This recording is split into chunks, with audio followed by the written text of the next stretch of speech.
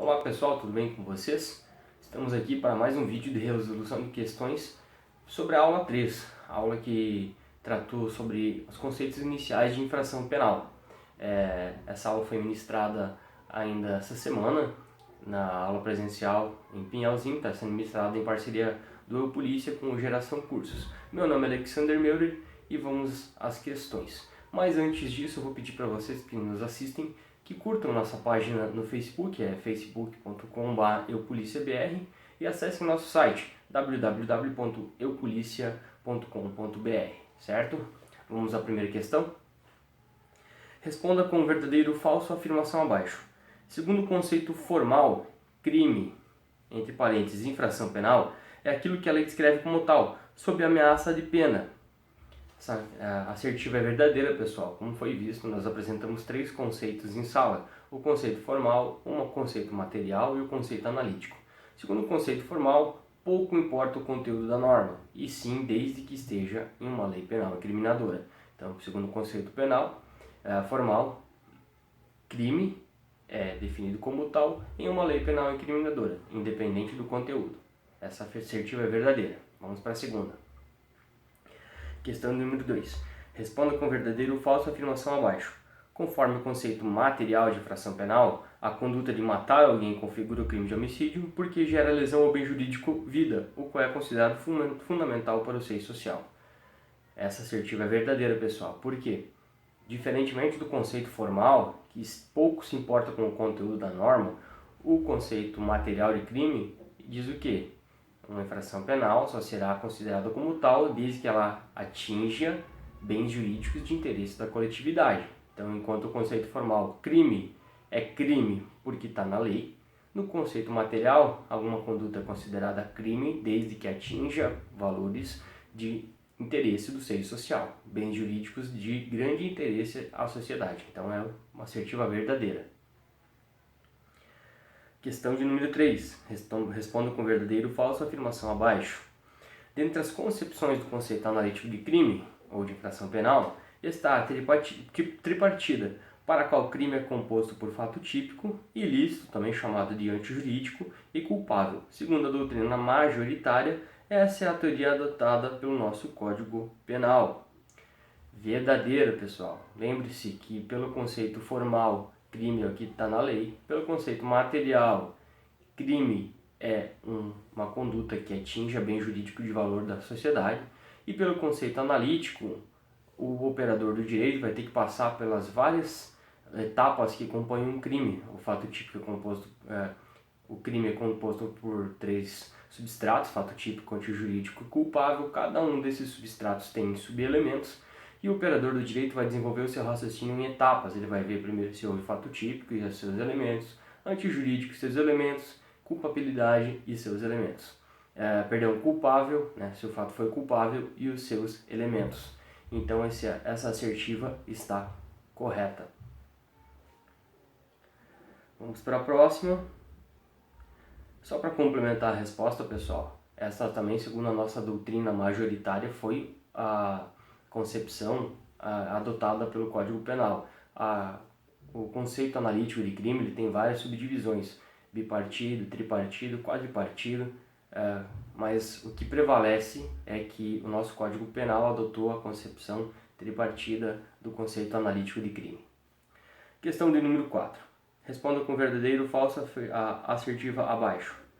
Pode-se dizer que crime e contravenção são espécies do gênero infração penal. E a diferença legal entre uma e outra é que na contravenção apenas são possíveis penas de multa e de prisão simples. Já no crime pode haver penas de prisão simples, multa de reclusão ou de detenção. Pessoal, a assertiva está incorreta. Como a pergunta pede a diferença legal entre uma e outra, nós temos que nos ater ao artigo 1º da Lei de Introdução ao Código Penal e à Lei de Contravenções Penais. E ela diferencia que na contravenção pode haver pena de prisão simples ou multa e várias formas conjuntas ou separadas, e para os crimes só pode haver reclusão, detenção ou multa. Não dá essa previsão para prisão simples, o que torna essa assertiva incorreta, porque crime não existe previsão legal para prisão simples. Há várias outras formas de diferenciar crime de contravenção, os quais de fato são espécie de um gênero, que é infração penal. Até ficou a dica, que se a prova eventualmente te perguntar se infração penal é sinônimo de crime, está incorreto, porque infração penal é um gênero e são duas espécies, crime e contravenção. Então, crime não é sinônimo de infração penal, até pode ser adotado numa forma genérica de falar, mas não é sinônimo. Questão de número 5. Responda com verdadeiro ou falso a afirmação abaixo. Não é possível a tentativa na contravenção penal. Boa pegadinha, pessoal. Lembra como foi dito em sala de aula? Uma coisa é possível, outra coisa é punível. Pelo artigo 4º da Lei de Contravenções Penais, é possível sim a tentativa na contravenção penal. Ela apenas não será punível. Olha o que diz o artigo 4º da Lei de Contravenções Penais. Não é punível a tentativa de contravenção. Então, a gente até pode pensar na possibilidade, ou seja, é possível haver uma tentativa na contravenção, mas ela não será punível. Então, tem que diferenciar possível de punível. É uma boa pegadinha. Questão de número 6. Indique a opção correta. Não é considerado elemento do fato típico primeiro dos substratos da infração penal: A. Conduta, B. Resultado, C. Nexo causal e D. Exigibilidade de conduta diversa. Senhores, como foi visto em sala de aula, são elementos do fato típico a conduta, o resultado, desde que seja crime material, o nexo causal, também no crime material, e a tipicidade. A exigibilidade de conduta diversa será ainda estudada, ainda serão estudados os outros substratos da infração penal, mas nós veremos que a exigibilidade de conduta diversa faz parte do substrato culpabilidade, né? Fato típico, antijurídico e culpável, perdão, não culpabilidade. Fato típico, antijurídico e culpável. Dentro do elemento do substrato culpável está a exigibilidade de conduta diversa. Então, temos como incorreta a D, certo? Exigibilidade de conduta diversa não faz parte dos elementos do fato típico. Questão número 7. Responda com verdadeiro ou falso a afirmação abaixo. Dentre as causas de exclusão da conduta está a coação física irresistível, também chamada de vis absoluta, a qual permite a punição do terceiro que der causa à coação obrigando o agente a cometer um delito. Essa assertiva, senhores, está correta. Como foi visto em sala de aula, desde que haja uma coação física a qual o sujeito não consiga reagir, não tenha opção a não ser executar a determinação do terceiro, o crime porventura cometido pelo coagido não será a ele atribuído, por falta de tipicidade, havendo uma exclusão da conduta. Porém, esse terceiro, sim, vai ser punido nos termos do artigo 22 do Código Penal, que diz o quê? Se o fato é cometido sob coação irresistível ou em estrita obediência à ordem não manifestamente legal de superior hierárquico, só é punível o autor da coação ou da ordem. Então, nós temos a exclusão da conduta na vis absoluta do agente que cometeu o delito e a punição do terceiro ou determinador que cometeu essa coação, certo? Então, temos como assertiva verdadeira. Próxima questão, de número 08. Responda com verdadeiro ou falso a afirmação abaixo. Conforme previsão legal, considera-se doloso o crime quando o agente quis o resultado ou não assumiu o risco de produzi-lo. Uma pegadinha bem boba, letra de lei, mas como eu disse para vocês, eu quero que vocês decorem letra de lei mesmo, porque a prova de vocês para a gente da Polícia Civil de Santa Catarina é quase dela toda letra de lei.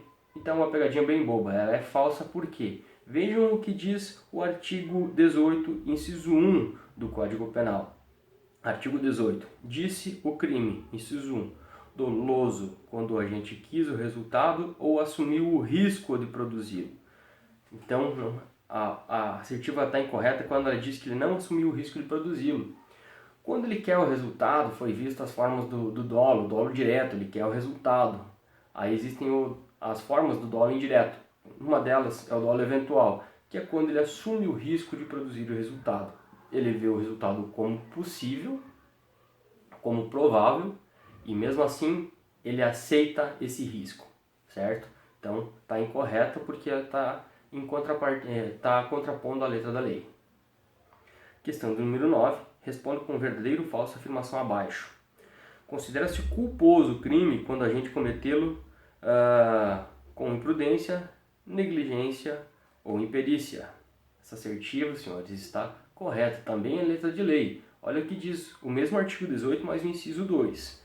Disse o crime culposo quando a gente deu causa ao resultado por imprudência, negligência ou imperícia. Então é uma assertiva verdadeira. Mais uma letra de lei e novamente eu remeto aos senhores à leitura de lei seca, que é aquela que está codificada, sem nada de interpretação. Leiam e decorem. Questão número 10.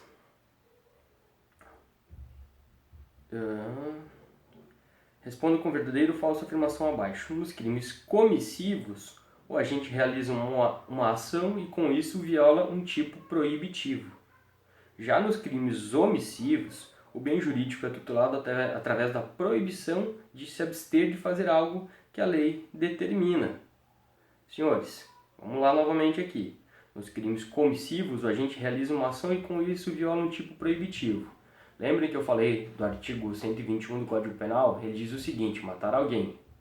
Ele não diz é proibido matar alguém, mas se interpreta do matar alguém que é vedado matar outra pessoa. Porque se você matar, você vai ter uma sanção.